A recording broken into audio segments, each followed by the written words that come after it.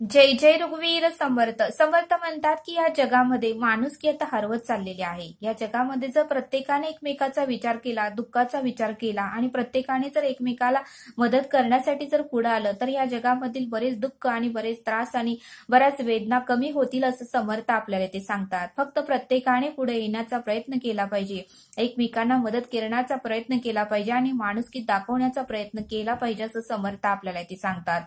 आणि ते समजावून सांगण्यासाठी समर्थ आपल्याला एक छोटासा बोध सांगतात. समर्थ म्हणतात की एक व्यक्ती फिरण्यासाठी सकाळी सकाळी हवेत फिरण्यासाठी ती बाहेर पडली होती आणि त्यावेळेस मात्र फिरत असताना त्या व्यक्तीला एका झाडाच्या तिथे ती व्यक्ती थांबली आणि त्या झाडाच्या शेजारीच एक खांब होता आणि त्या खांबालाच एक चिठ्ठी घडू करून त्या खांबावर ठेवलेली होती.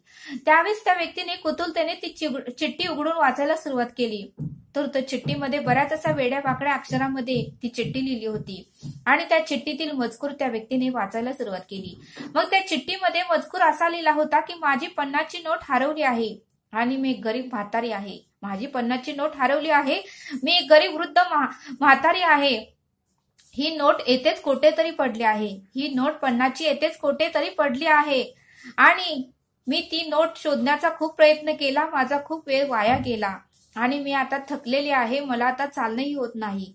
तरी कृपा करून जर कोणाला या ठिकाणी नोट सापडली तर या पत्त्यावर ती नोट पोच करावी असं त्या चिठ्ठीमध्ये मजकूर लिहिला होता. कृपा करून ती नोट या पत्त्यावर पोच करावी असा मजकूर त्या चिठ्ठीमध्ये वेड्या वाकड्या अक्षरामध्ये लिहिला होता आणि त्या चिठ्ठीच्या शेवटी पत्ताही दिला होता, पूर्ण ऍड्रेसही दिला होता. गणपतीच्या देवाजवळ अशी खून त्या चिठ्ठीमध्ये लिहिली होती. मग त्या फिरत असणाऱ्या व्यक्तीला काहीतरी नवल वाटलं आणि ती व्यक्ती म्हणली खरंच ही वृद्ध महिला असेल आणि तिला आपण मदत करावी.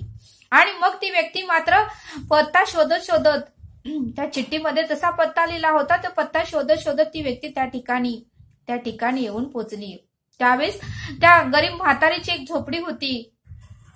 त्या झोपडीमध्ये ती म्हातारी राहत होती. वस्तीतील गणपती जवळच त्या म्हातारीची झोपडी होती. त्या पत्त्यावर ती व्यक्ती व्यवस्थित पोहोचली आणि मग मात्र त्या व्यक्तीने त्या झोपडीचे दार वाजवले. त्यावेळेस त्या म्हातारीने ते दार उघडले. आणि मग मात्र म्हातारीचे सर्व काही अंग थरथर कापत होते, कारण ती खूप थकलेली होती आणि काठीचा आधार घेऊन ती दार उघडली आणि कशीबशी ती उभारलेली होती. शरीर पूर्णपणे खंगलेलं होतं, चेहरा सुरकुत्याने भरलेला होता, गालाची हाडं पात आतमध्ये गेली होती आणि अंगावर मात्र त्या म्हातारीच्या कपडे फाटके होते. त्यावेळेस मात्र ती म्हातारी मात्र स्वाभिमानी होती. तिचे रूप मात्र स्वाभिमानी ती प्रामाणिकपणे जीवन जगत होती. आणि त्यावेळेस मात्र ते फिरत असणाऱ्या व्यक्तीने त्या आजीला सांगितलं, आजी मला तुमची 50ची नोट सापडली आहे, हे घ्या तुमचे पैसे असे म्हणून त्याने आपल्या खिशातील 50ची नोट त्या आजीला आणून दिली. त्यावेळेस मात्र आजी आश्चर्याने पाहूच लागली आणि मग मात्र ती आजी म्हणाली 50ची नोट माझी हरवली आहे, हे तुम्हाला कोणी सांगितलं? त्यावेळेस मात्र त्या व्यक्तीने सांगितलं की अशी मला चिठ्ठी त्या खांबावर सापडली आणि त्या खांबावर चिठ्ठीमध्ये लिहिलं होतं की 50ची नोट हरवली आहे, या पत्त्यावर सापडली तर आणून द्या आणि मलाही 50ची नोट तुमची सापडली आहे आणि म्हणूनच मी तुमच्याकडे देण्यासाठी आलो आहे.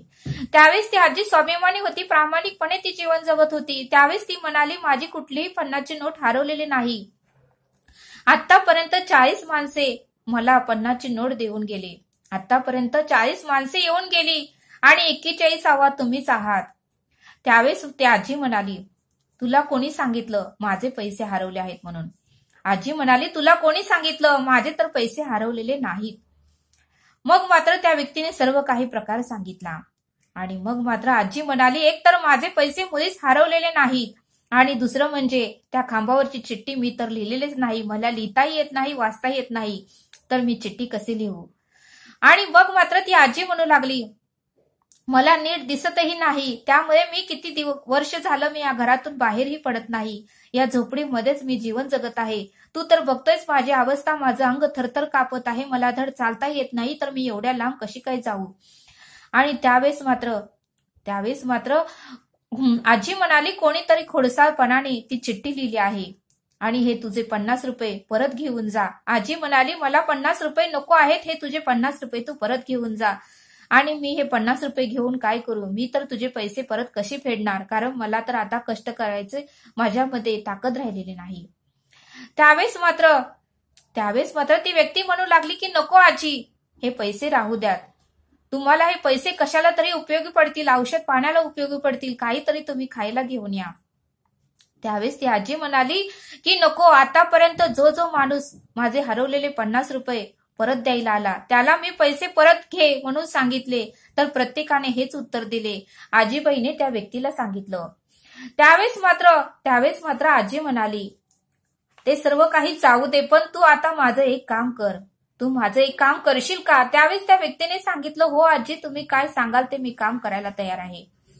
आणि मग मात्र ती आजी म्हणाली, अरे जाताना ती खांबावरची चिठ्ठी तू फाडून टाक, लोकांना उगाच त्रास होतोय. जाताना मात्र तू नक्की आठवण ना ती खांबावरची चिठ्ठी फाडून टाक, कारण ती चिठ्ठी मी लिहिलेली नाही, कुणी खोडसाळपणाने लिहिली आहे तेही मला माहिती नाही. आणि आज बरेच जण ती चिठ्ठी वाचून माझ्या झोपडीपर्यंत येतात आणि उगाच मला 50 रुपये देऊन जातात. कृपा कर आणि ती खांबावरची चिठ्ठी फाडून टाक. माझं हे काम तू आठवणीनं कर. त्यावेळेस ती व्यक्ती म्हणाली, ठीक आहे आजी, तुम्ही जे आई मला सांगाल ते मी काम करेन. आणि मग मात्र ती व्यक्ती तेथून निघून गेली. आणि मग मात्र आजीने त्या झोपडीचे दार बंद केले. ती व्यक्ती निघून गेल्यावर आजीने झोपडीचे दार बंद केले, त्या व्यक्तीला धन्यवाद सांगितलं आणि एवढं काम करा म्हटले. आणि त्या आजीने आपलं दार बंद करून ती आजी परत झोपडीत गेली. आणि मग मात्र ती व्यक्ती परत जाताना त्या माणसाला त्या खांबावरची चिठ्ठी दिसली. ती व्यक्तीला त्या खांबावरची चिठ्ठी परत दिसली आणि ती चिठ्ठी फाडण्यासाठी म्हणून तो त्या खांबाजवळ आला आणि त्याने चिठ्ठी हातात घेतली. त्यावेळेसच त्याला पटकन त्याच्या लक्षात आलं की एका चिठ्ठीमुळे माणुसकीचा झरा किती वाहू लागला आहे. या एका चिठ्ठीमुळे माणुसकीचा झरा वाहू लागला आहे. एकमेकाबद्दल प्रेम माया निर्माण होऊ लागली आहे. आणि त्या आजीपर्यंत आज जण 40 लोक जाऊन आले, का तर या चिठ्ठीमुळेच. कारण या चिठ्ठीचा लाख मोलाचा फायदा झालेला आहे. या चिठ्ठीमुळेच त्या आजीला खूप मदत झाली आहे. त्या आजीला चालता येत नाही, ती खूप थकलेली आहे आणि तिला लिहिताही वाचताही येत नाही. पण ही कुणी लिहिले आहे, खरंच त्याचे लाख लाख उपकार आहेत आणि लाख लाख त्याला आशीर्वाद मिळू देत, असं परमेश्वराला तो बोलू लागला. आणि त्या बिचाऱ्या त्या आजीला या चिठ्ठीमुळे किती जणांना माणुसकी निर्माण झाली. त्या आजींना किती जणांनी मदत केली. त्या सर्वांना आजीचा आशीर्वाद मिळू दे, असं तो परमेश्वराला बोलू लागला. आणि त्या चिठ्ठीमुळे अनेक लोकांची मदत त्या गरीब आजीबाईंना मिळाली आहे. या चिठ्ठीमुळेच अनेक लोकांची मदत त्या आजीबाईंना मिळाली आहे. आपले 50 रुपये गेले, पण एक गरजू माणसाला मदत केल्याचा आनंद आणि समाधान आपल्याला मिळाले. त्या व्यक्तीला वाटू लागले की आपले 50 रुपये गेले, पण या 50 रुपयामुळे एका गरजू माणसाला मदत केल्याचा आनंद व समाधान आपल्याला मिळालं आहे. असे समाधान त्या 40 लोकांना पण मिळालं असेलच. असे समाधान माझ्या अगोदर ज्या 40 लोकांनी आजीबाईंना 50 रुपये दिले त्या लोकांनाही मिळालं असेलच. चिठ्ठी जर आपण फाडून टाकली, ती व्यक्ती म्हणू लागली की चिठ्ठी जर आपण फाडून टाकली तर माणुसकीचा झरा आटून जाईल.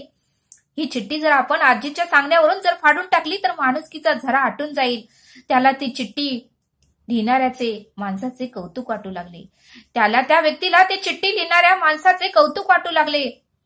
आणि मग मात्र तो चिठ्ठी न फाडताच त्या खांबावरती चिठ्ठी ठेवून तेथून निघून गेला. मग मात्र ती व्यक्ती चिठ्ठी न फाडता त्या खांबावरच चिठ्ठी ठेवून निघून गेला. आणि माणुसकी नाही अशी हकाटी आपण मारत असतो. मग ती व्यक्ती म्हणू लागली की माणुसकी नाही असं आपण बोलत असतो, पण हल्ली माणुसकी शिल्लक राहिली नाही. माणसाला माणसाची पर्वा किंवा किंमत राहिली नाही असं आपण म्हणत असतो, पण सगळीकडे फिरत असतो. पण समाजात मात्र ती व्यक्ती म्हणू लागली की समाजात मात्र माणुसकी असे सुप्त झरे नेहमीच वाहत असतात. पण समाजात मात्र बरेच लोक असे नाहीत. बरेच 50% जरी वाईट लोक असतील तर 50% लोक चांगली आहेत. माणुसकीचे असे सुप्त झरे नेहमीच वाहत असतात की जे लोकांना ओरडून सांगत नाही की आम्ही मदत केली, त्यांच्या आत्म्याला आणि त्यांनाच माहिती असतं. असे माणुसकीचे अनेक झरे सुप्तपणे वाहत असतात, फक्त आपल्याला ते दिसत नसतात. अशी ती व्यक्ती आपल्या मित्राला सांगू लागली. फक्त ते आपल्याला दिसत नसतात. माणुसकीचे हेच झरे समाजाला व माणसाला जिवंत ठेवत असतात. माणुसकीचे हेच झरे समाजाला व माणसाला जिवंत ठेवत असतात. आणि असे झरे हेच समाजाच्या जिवंतपणाची लक्षणे असतात. असे झरे हेच समाजाच्या जिवंतपणाची लक्षणे असतात. अशी ती व्यक्ती आपल्या मित्रांना सर्व काही घडलेला प्रकार सांगत होती. बघा म्हणले समर्थ, या बोधातून आपल्याला हे शिकायला मिळतं की कोणी का असेना वाकड्या तिकडे अक्षरात ती चिठ्ठी लिहिली, पण त्या चिठ्ठीमुळे त्या आजीला किती आधार निर्माण झाला. त्या आजीला बरेच जण येऊन 50 रुपये देऊ करू लागले. त्यामुळे त्या आजीला जीवन जगण्याचा एक आधार निर्माण झाला.